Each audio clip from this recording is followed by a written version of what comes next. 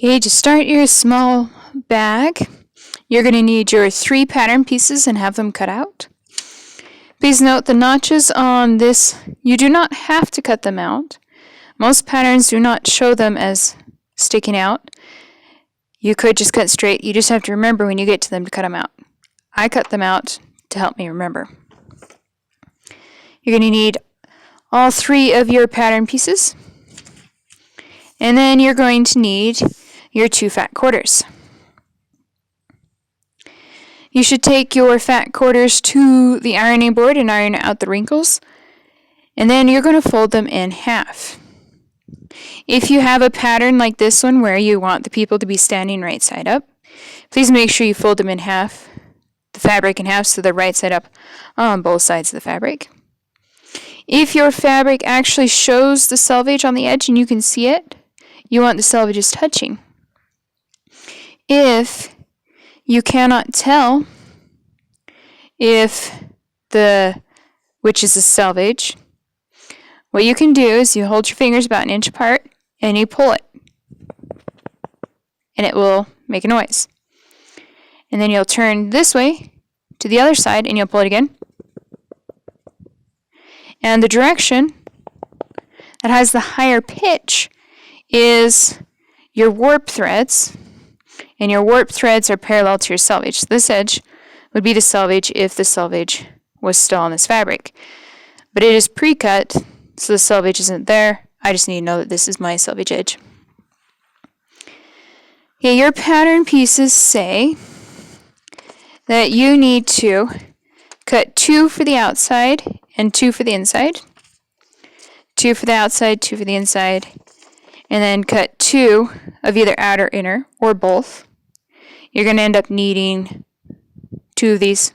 Since I need to cut 2 from the outside and the inside, I've folded my fabric so that I can lay my pattern piece down, pin it, and cut around once, but end up with 2 pieces. And if I'm super careful, I can take my 2 fabrics, line them up so the folds line up nice. And then I'm going to have to pin super well, but I can cut through all 4 layers at once to end up with all the pieces that I need right off. So, when you put your pattern piece on the fabric, you're going to make sure you're far enough from the edge. You're not going to get any parts that are missing.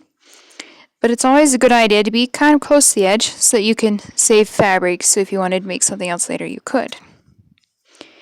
And now, pattern markings. This symbol is the grain line, right? The grain line needs to be parallel to our selvage. So I'm going to measure this end of the arrow to the edge, and I'm sitting at 5 3/4. And I'm going to come up to this end of the arrow and measure to the edge of the fabric, and I'm sitting at 5 3/4. Wonderful, I got it right. And then I can pin it. When you pin, you go down through the fabric, turn the pin, and then you come back up with the point of the pin pointing toward the edge of the fabric, or the pattern piece, sorry, and make sure that you do not go over the edge because you're going to cut with your scissors. You can't cut through the pins. And then it's not a bad idea to double check your measure if you twisted your fabric.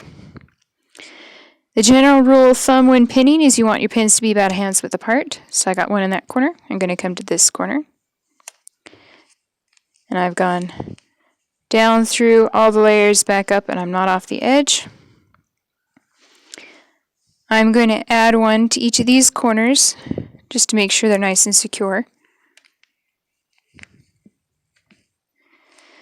These corners are a little bit tricky to cut. And then hands width apart would be the top 2 corners.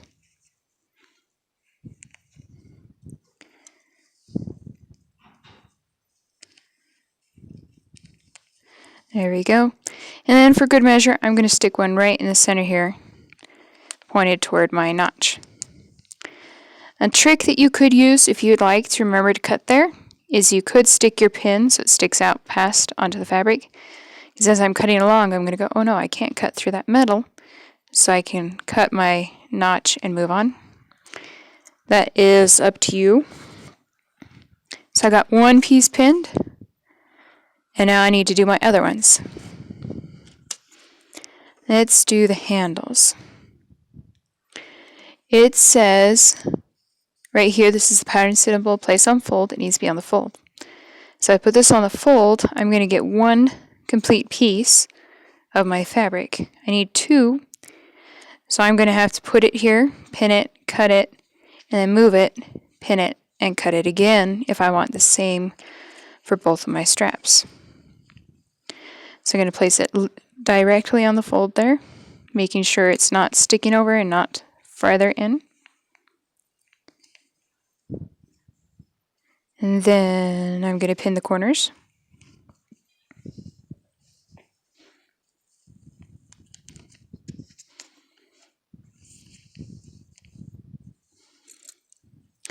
Try to make sure your fabric doesn't bubble or your paper either. And then I'm going to leave enough space right here so I can put my other handle here. And I'm going to bring my pocket up here. You have to put one pocket, but you're going to end up with two because you're going to get two from this side and two from that side. If you want to have two pockets, you could stick your pocket right here, scooch it over and cut again. So I'm going to put it close to this edge. If I'm close to this edge, I can save this for something else or use it for a second pocket later. 3 3/4, 3 3/4. The longer you sew, the better you get at eyeballing distances.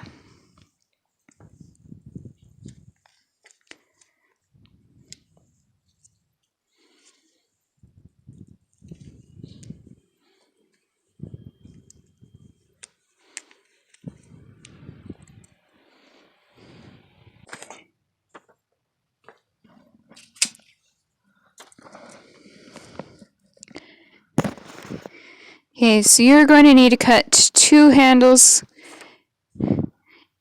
So I have a second one because I printed mine, so I have an extra one.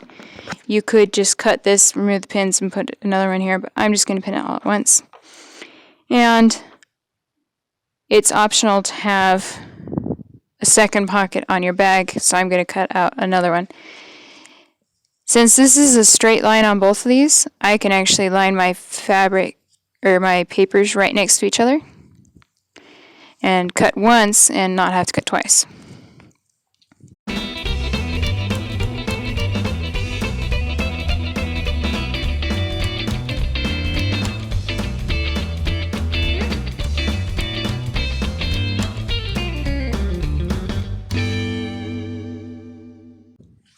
Okay, there we go. My pattern pieces are completely pinned down.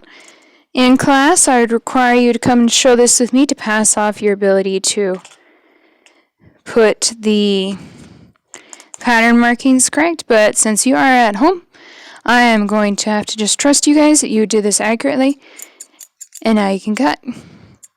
The longer, slower cuts and the more precise you can be, the better your project will end up. If you don't have really good scissors, cutting through 4 layers of fabric will be difficult. It would be better to just do 2. Don't forget to cut your notches out. If you cut in, you suddenly have lost part of your bag that you want to keep. Same goes for any pattern.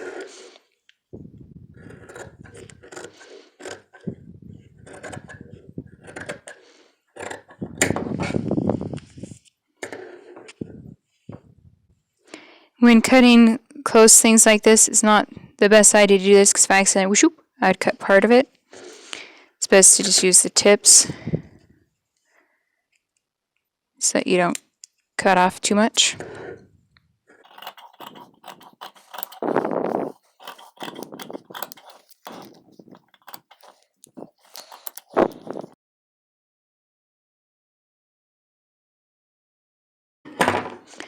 Yeah, I've got one piece cut out. I'm going to leave the pattern pinned on until I'm ready to use it, and I'm putting it to the side. Because this is bowed as much as it has, I want a pin right here in the middle. Just keep that portion from moving on me.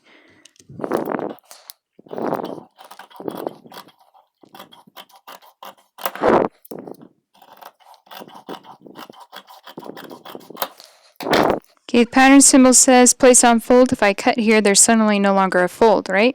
So do not ever cut this edge. This edge I need to trim down.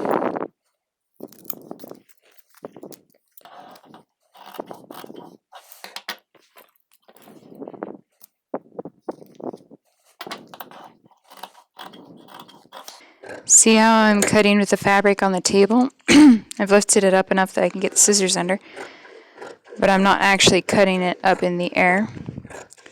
That allows for better precision and keeps the fabric from bowing while you are cutting.